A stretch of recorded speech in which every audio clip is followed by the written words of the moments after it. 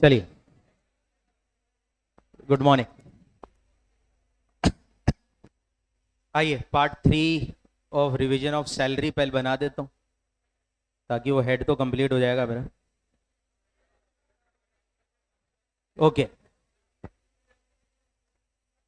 सो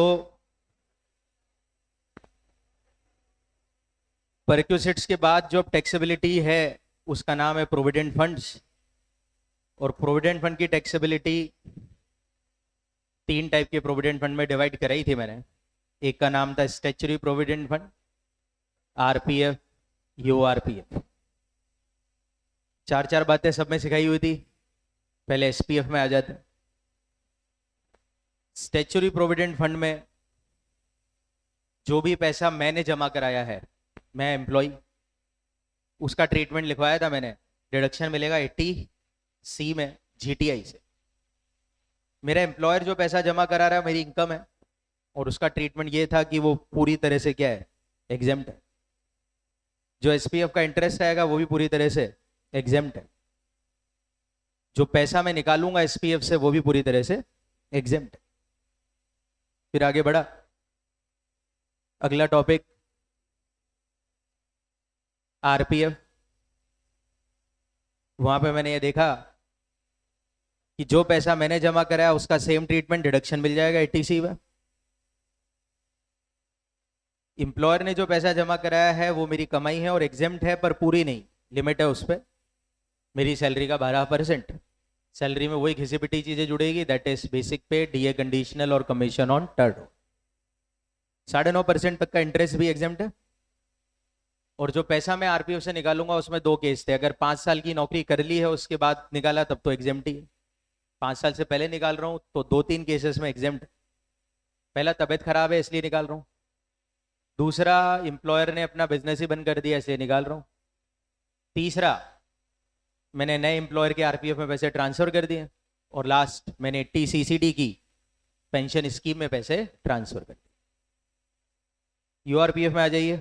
URPF का treatment जमा करने वाले साल तो टेक्निकली कुछ होता ही नहीं है। सारा ट्रीटमेंट कब होता है, जब पैसा निकालते हैं।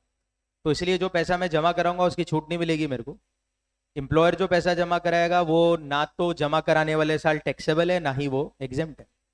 ब्याज भी ना तो टैक्सेबल है ना एग्जेम्प्ट है। बोलो। पर जब मैं पैसा विड्रॉ करूंगा तब सारा दिमाग लगाना है। जितना पैसा मैंने यूआरपीएफ से निकाला उसको 4 कैटेगरी में बांटना है। मेरा पैसा, बॉस का पैसा, मेरे पैसे की ब्याज, बॉस के पैसे की ब्याज। मेरा पैसा तो इनकम ही नहीं है मेरी, क्योंकि वो तो मैंने जमा करे वो वापस मिल गए, तो पहले छूट दी नहीं, वैसे भी तो एग्जेम्प्ट है।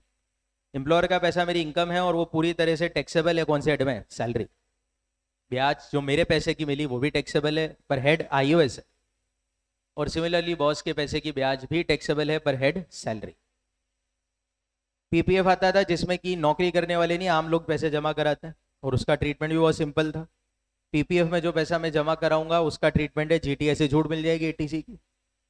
बॉस होता नहीं है यहाँ पे, तो केवल सेकंड ट्रीटमेंट इंटरेस्ट जो मिलता है पूरा एग्जेम्प्ट है। लमसम अमाउंट जो निकालता हूँ वो भी पूरी तरह से एग्जेम्प्ट है। ये तो नॉर्मल ट्रीटमेंट था। फिर आए थे कुछ स्पेशल प्रोविजन, जिसका क्वेश्चन भी कल मैंने पूछ लिया था। तो स्पेशल प्रोविजन नंबर 1 मेरे जमा पैसे के लिए बात करता है। तो क्या कहता है ये कानून भाई? सबसे पहले, जो भी पैसा मैंने जमा कराया है एसपीएफ, आरपीएफ वगैरह में, उसका ब्याज का ट्रीटमेंट नॉर्मली क्या होता है कि भैया एसपीएफ का ब्याज तो पूरी एग्जेम्प्ट है, आरपीएफ का 9.5% तक एग्जेम्प्ट है। पर अब लॉ मुझे ये कहता है कि अगर मैंने इन फंड्स में जो पैसा, खुद का वाला, बॉस वाला नहीं जोड़ना है, मेरे कंट्रीब्यूशन की बात है, जो पैसा मैंने इन फंड्स में कंट्रीब्यूट करा है, अगर वो साल का 2.5 लाख रुपए से ज्यादा है, इसका भी क्वेश्चन था कल, करवाया हुआ मैंने वैसे तो सर था इसका भी। अगर वो साल का कितने रुपए से ज्यादा है, 2.5 लाख रुपए से ज्यादा है, तो उससे जितना भी इंटरेस्ट कमाऊंगा वो पूरा का पूरा ब्याज क्या कर जाएगा, टैक्स। पर अगर बाय चांस इस फंड में केवल वही पैसे जमा करता हूँ, मेरा एम्प्लॉयर पैसे जमा नहीं करता है, तो फिर ये लिमिट 2.5 लाख की जगह 5 लाख हो जाएगी। इसके बाद आते थे दो कानून लास्ट के, पीएफ के, 1727, 1727 है। ध्यान से सुन लीजिए दोनों कानून। 1727 मुझे ये कहता है, अगर मेरा एम्प्लॉयर मेरे लिए जो पैसे जमा कर रहा है, कहां पर? आरपीएफ में, पेंशन स्कीम ऑफ टीसीसीडी में या फिर सुपर एन्युएशन फंड में, एक जगह जमा कर रहा हो, दो जगह कर रहा हो, तीनों जगह कर रहा हो, एग्रीगेट करके देखना है। अगर वो अमाउंट साल का 7.5 लाख रुपए से ज्यादा आ जाता है तो जितना भी ज्यादा उसने जमा करा है वो डायरेक्टली अमाउंट मेरी इनकम में ऐड हो जाएगा एज ए परक्यूसिट 17(2)(7 के तहत। क्लियर है यहां तक? 17(2)(7 तो यही था। अब आता था दूसरा पड़ाव। दूसरा पड़ाव था भाई 17(2)(7)(A। ये मुझे कहता था कि जो पैसा मेरे एम्प्लॉयर ने 7.5 लाख से ऊपर जमा कराया है उसके कारण जितना भी इंटरेस्ट कमाया जाएगा वो भी मेरी इनकम में टैक्सेबल हो जाएगा, और उस इंटरेस्ट की कैलकुलेशन करने का बकायदा फॉर्मूला था। फॉर्मूला तो याद ही होगा सबको, PC/2 multiply by R plus PC1 plus TP1 multiply by R। Easy था। PC का मतलब यहाँ पे होता था कि करंट ईयर में 17(2)(7 का कितना रुपया है, डिवाइड बाय 2, कुछ था ही नहीं। PC1 का मतलब था 1 अप्रैल 2020 से लेकर करंट ईयर की शुरुआत यानी कि लास्ट ईयर तक PC का कितना अमाउंट है। PC1 का मतलब था जैसे 24-25 में खड़ा हूं मैं, तो 1 अप्रैल 20 से 31 मार्च 23 तक, 24-25 की बात कर रहा हूं, 31 मार्च 24 तक जितना भी PC1 का अमाउंट, PC का अमाउंट है वो PC1। और सिमिलरली पिछले सालों का TP के अमाउंट की टोटल को क्या कहा जाता है, TP1 कहा जाता है। R का फॉर्मूला बड़ा इजी होता था, I/FAV। बोलो सब। और I का मतलब होता था करंट ईयर में जो फंड से मैंने इंटरेस्ट कमाया, और FAV का मतलब होता था फंड का opening balance plus closing balance divide by 2। इसका सवाल कराया था, वही का वही शायद मैंने एग्जाम में भी दिया था अभी आपको कल। ठीक है। PF के बाद लास्ट और फाइनल ट्रीटमेंट होता है जिसको क्या कहा जाता है बताइए, डिडक्शन। सैलरी में 3 डिडक्शन है, मैं जल्दी से खत्म कर देता हूं। पहले का नाम स्टैंडर्ड डिडक्शन है।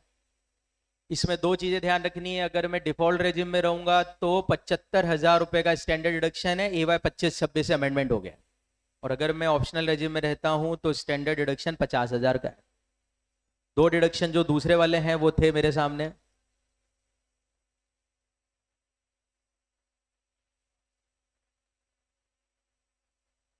ठीक है। 17 उसके बाद आता था सेकंड डिडक्शन एंटरटेनमेंट अलाउंस, जो कि केवल और केवल मुझे तभी मिलेगा जब मैं सरकारी कर्मचारी, और रिडक्शन इज इक्वल टू होता था एक्चुअल अमाउंट रिसीव 5,000 रुपए और मेरी बेसिक पे का 20% विच एवर इज लेस। जब मैं डिफॉल्ट रेजिम में चला जाऊंगा तो ये वाली छूट नहीं मिल पाएगी। और लास्ट डिडक्शन याद होगा सबको, क्या नाम था उसका, एम्प्लॉयमेंट टैक्स। जितना मैंने एम्प्लॉयमेंट टैक्स पे करा 100% छूट मिल जाएगी। इसमें 2 ऑप्शन बताए थे, या तो डायरेक्टली मैं पे करूंगा तो डायरेक्टली छूट ले लूंगा, और अगर मेरा बॉस पे कर दे मेरे बिहाफ में तो 2 ट्रीटमेंट करूंगा, पहले इनकम में ऐड कर दूंगा फिर उसके बाद मैं लेस कर दूंगा। ये डिडक्शन भी डिफॉल्ट रेजिम में अवेलेबल नहीं है। ठीक है। इसके बाद तो बकवास की, ये तो पहले हो गया था रिटेंशन वगैरह।